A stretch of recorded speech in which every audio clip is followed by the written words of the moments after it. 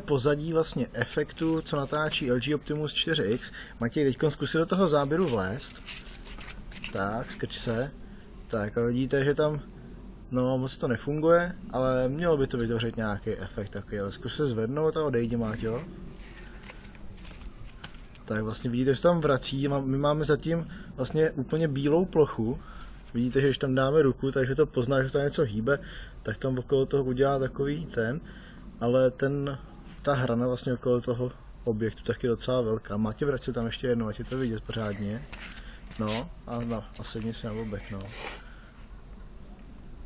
Tak vidíte, že vlastně někdo přišel, docela velký objekt a je okolo toho hrozně moc velký ten okraj. Ale tak na efekt to nemusí být zase tak špatný. Tady můžete vidět efekt zase, který snímá obličej, zaostřuje se na obličej a upravuje jeho proporce. Tady to je třeba zmáčknutá hlava.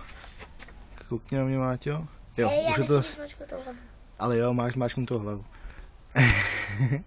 A tady těch efektů je tam ještě pár, ale tady ten je z nich asi vidět nejlíp. Co se drbeš? Nerozpozná ti to obličej. No, teď už je.